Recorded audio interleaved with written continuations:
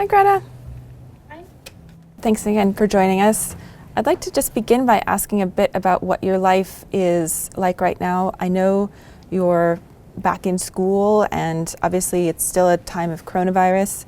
Are you still able to get out and protest? We could do that, but we feel like we want to sort of be responsible in this situation and to sort of still send a clear message that this pandemic is far from over and we need to keep taking responsibility. Are there ways that you've been able to still connect and still make progress even without demonstrating in person?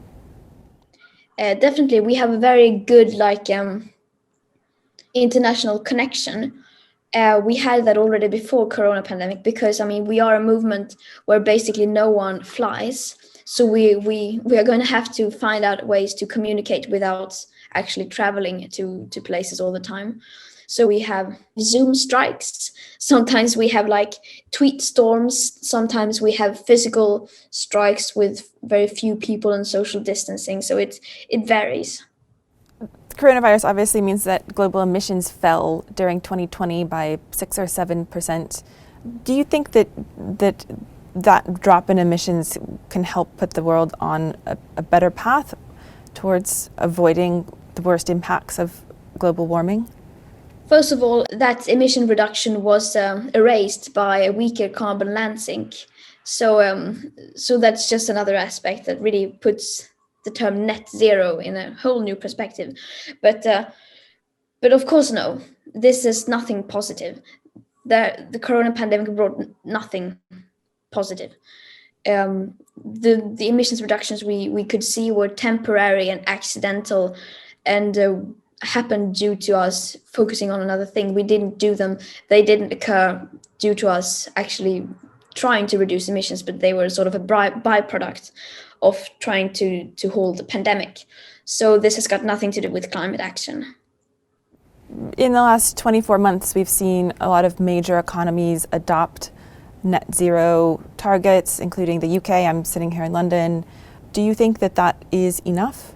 If you take into account the overall science, then you can clearly see that it is not enough if we are to live up to the promises and pledges we have made in the Paris Agreement. But that has got nothing to do with me. So it's not me saying that. But it's quite a shame um, that they can just put out a number like net zero 2050 that is based on incomplete carbon budgets and incomplete numbers, insufficient numbers, um, and get away with it without being held accountable, because the general lack of awareness is too big. People don't know what net zero emissions 2050 actually means. And when the UK says it's going to reduce its emissions by 68% by 2030, people don't know what that actually means, so they get away with it. You wrote in one of your letter from last summer that net zero emissions by 2050 for the EU, US, and for other financially fortunate parts of the world equals surrender. Well, first of all, when I say that it is surrender, it's because it is, as I said earlier, it's based on um, insufficient numbers and incomplete carbon budgets. Um, and by adopting that as a target, they basically admit that they are giving up on the Paris Agreement, because that is not in line, that's not inconsistent with the Paris Agreement. So that's why it's surrender, because it means they're giving up on those targets. And um, and we must also remember that promises of future increase in ambition doesn't really mean anything if we are not doing anything right now, because it is right now that the carbon budget is being used up. If we continue at the same rate we are right now, then the carbon budget, which gives us the best odds of staying below 1.5 degrees, will be gone long before we will even have the chance to deliver on 2030 or 2050 targets. Do you think companies have made progress? Have you had any conversations with any CEOs that you thought is with someone who really gets it or is getting it right? Of course, there's so much goodwill, and there are so many people wanting to do the right thing. Uh, and let's be clear: this is not anyone's fault. This cannot be blamed on any specific individual, any CEO or head of state. This is a structural problem that allows this to continue. Because I mean, even if a company would want to act in line with what would be consistent with the Paris Agreement, that would basically not be possible, because today it seems too unpopular, unprofitable, uncomfortable to do that, and then they often are stuck in already written contracts and deals. The United Nations Emissions Gap Report 2019 showed that fossil fuel production by 2030 alone accounts for 120% more than what would be consistent with the Paris Agreement. So that shows that if we are to meet these targets, we are going to have to tear up valid contracts and deals. And that's not possible within today's system. So when you talk about how it's a structural problem and this type of change isn't possible within today's system, do you mean that the whole global economy is to blame in a way? Is it the capitalist world that we live in that you see as the root of the problem? No, I mean, when I say system, I don't mean I don't mean capitalism. Like I explained earlier, it's not legally nor politically possible to do these changes, nor economically. And I'm not criticizing capitalism. I stay out of politics as much as possible. I mean, I speak to many politicians and CEOs, and they say that they cannot do these changes because they don't have the support from voters, or they don't have the, pressure from customers or whatever it may be. And the solution to that is obviously to raise awareness, to sort of create public opinion, to treat the crisis like a crisis. Because how can we expect to have people on board if the climate crisis basically doesn't exist in the public debate? Why would people want climate action then? Mm-hmm, mm-hmm. If we can create awareness, then that will make people push and demand these changes, and then it will be possible to do these things that today seem unthinkable. I also want to talk a bit about what's happening to the planet. I was wondering if you could just sum up for me and for our readers what we've learned about global warming and what we've seen on the planet in the past year. Well, of course, you can't connect any individual event with this is a proof of the climate crisis and so on. But the picture is getting clearer and clearer, and we are seeing more and more of these kinds of events that can be linked to the climate crisis, that are being fueled by the climate and ecological crisis. And we are rapidly moving in the wrong direction. 2020 was the hottest year ever recorded, divided first place, despite a cooling La Nina effect. And we've seen record levels of concentrations of CO2 in the atmosphere. We've seen numerous extreme weather events that are signs of the same pattern, a very clear pattern, which shows that we are rapidly moving in the wrong direction. You've always said that it's not your place to talk about solutions, or you don't have all the solutions, you don't have all the answers. But do you think that's changing now, or is it time to start working on the solutions? I mean, that depends on what people define as a solution. If you find like a carbon tax a solution, or whether you find electric cars a solution. I mean, we of course welcome all these things that do more good than it does harm.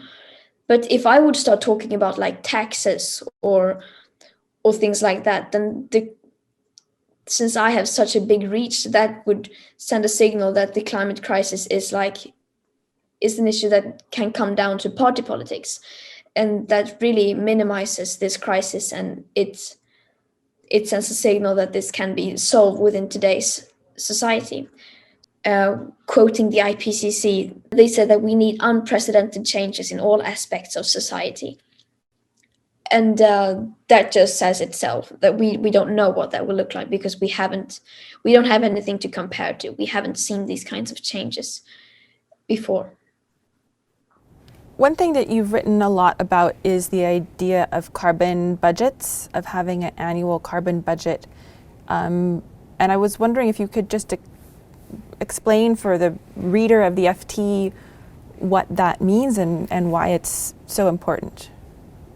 A carbon budget is the idea of having a limited amount of carbon dioxide that we can still emit to still have a reasonable chance of staying below a certain target, like 2 degrees or 1.5 degrees. And then all these different carbon budgets have different odds of us staying below these targets. I mean, the only morally right thing to do would be to base policies and to base everything and do it in line with the carbon budget, which gives us the best possible odds of staying below 1.5 degrees Celsius of global average temperature rise above pre-industrial levels.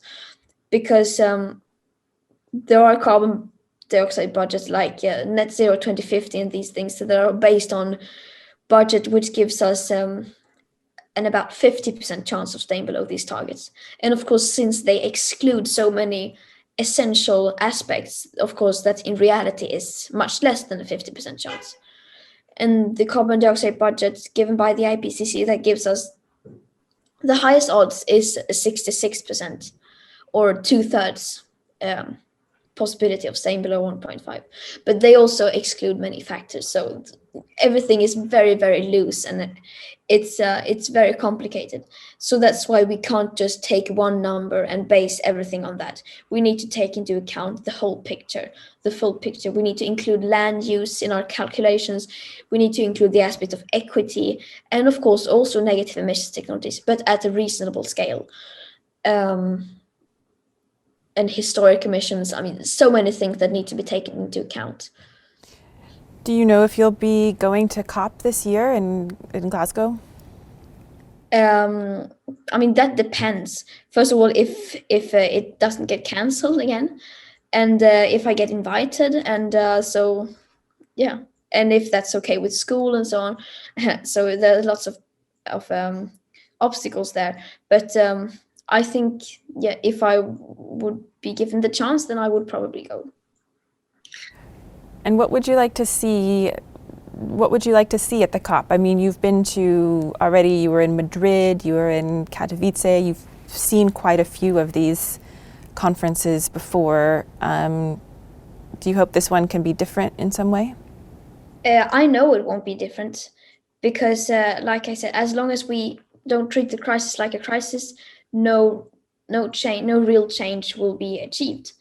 And so as it is now, we can hold these conferences and meetings for eternity over and over again, as many as we want. That still won't lead to any change unless we actually for real realize where we are and actually start acknowledging this crisis and admit that we have failed thus far. I mean, do you think that moment will come? What is missing right now from the discourse is the sense of time. We are talking about things to do 2050 or 2040, and there are always like several decades missing, and so there's a gap that needs to be communicated, a gap between what needs to be done and where we are right now, what we are doing, and also what we say we're going to do. And that gap is probably among the biggest failures in human history and the biggest news story ever. And that is something that is being completely ignored, and that's just increases the importance of it. Where do you hope that the youth climate movement can go from here, and what's next for the group? I know it's not only you, of course, it's a whole grassroots, many people, but what do you think is coming along? I have no idea. I guess the strength of the Fridays for Future movement is that it's so spontaneous. we are not an organization. We do everything based on what is best at the moment. We have learned during this last year that nothing can be taken for granted, that we cannot plan things in advance, because suddenly something comes along which just turns the world completely upside down. So I have no idea. But one thing is for sure, that we are still going to do everything that we can based on the circumstances, uh, and continue to communicate the science, and to be a pain in the ass for people in power, and just continue repeating the same message until the climate crisis gets treated as a crisis.